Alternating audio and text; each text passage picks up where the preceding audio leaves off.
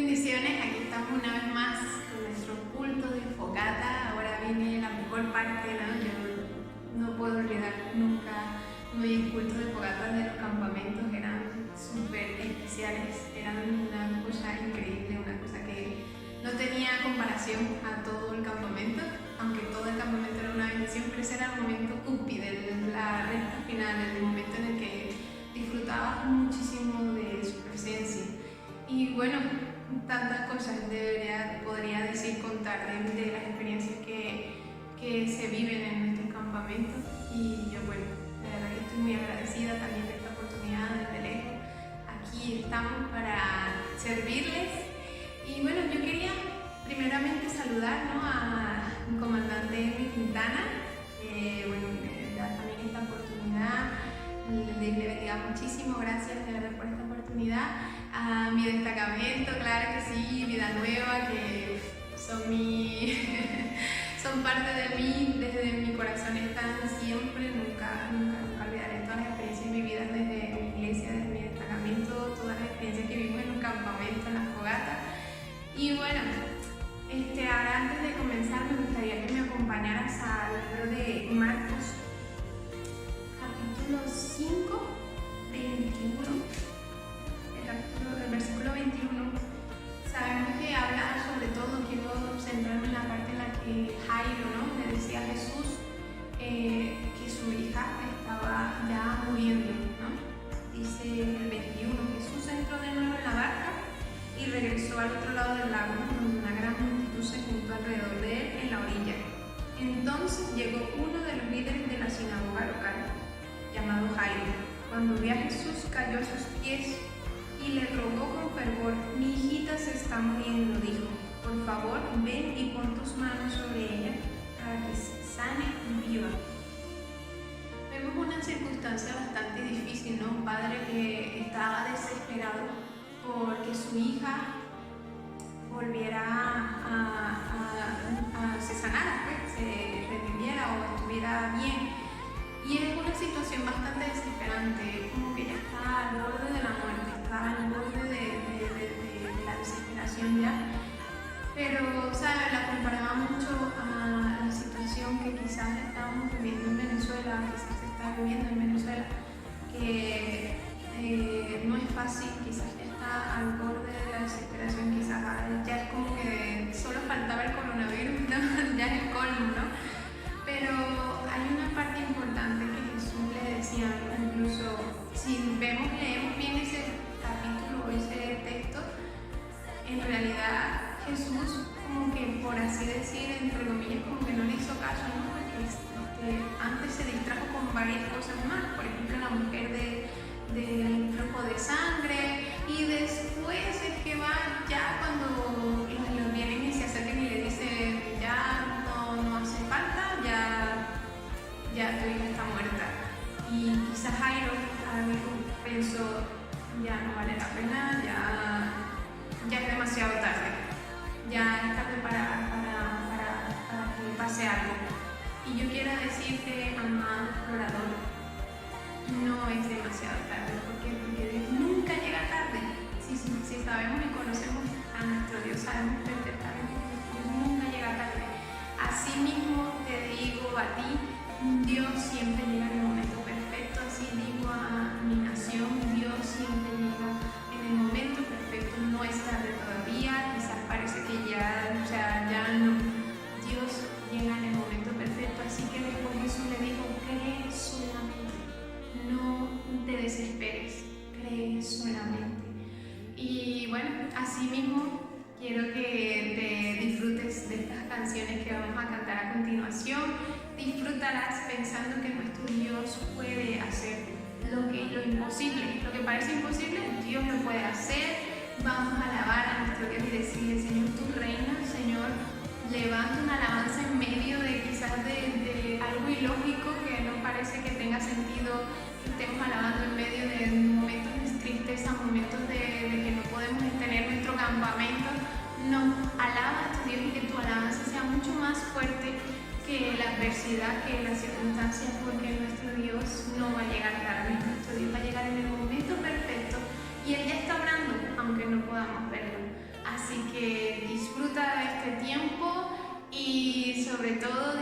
corazón porque este tiempo puede ser también de bendición para tu vida allí donde estés. Que tu alabanza llegue al corazón de Dios. Dios te bendiga.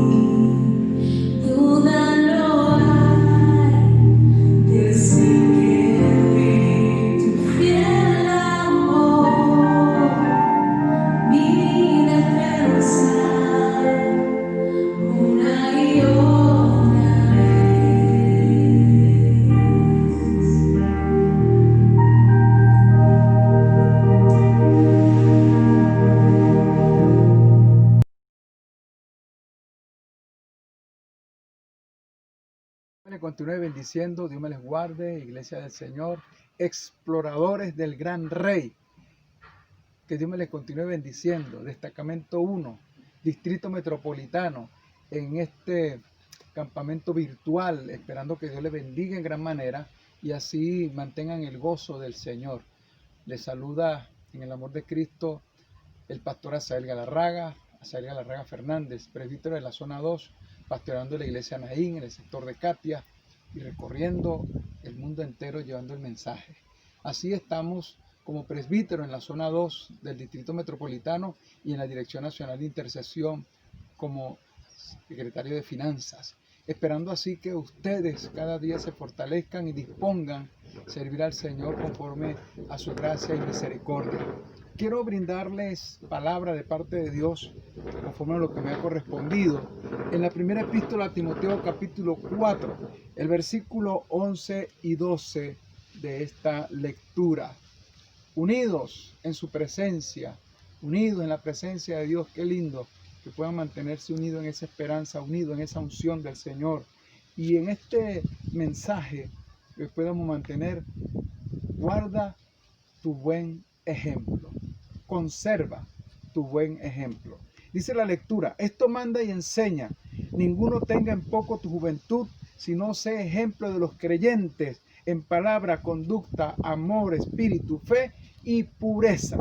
Padre, en el nombre de Jesús, bendice a cada explorador, cada comandante, a cada oficial, bendice a cada ministro, bendice, Padre, a cada uno de los que están iniciando, los que tienen tiempo, y así aquel que está en la casa, en el trabajo, bendícele, el que está en el país, fuera del país, glorifícate en sus vidas. Que así, Señor, les fortalezca, les guarde y se mantengan ellos bajo tu gracia, unidos en un mismo cuerpo, unidos en un solo cuerpo, en el cuerpo de Jesús, la iglesia.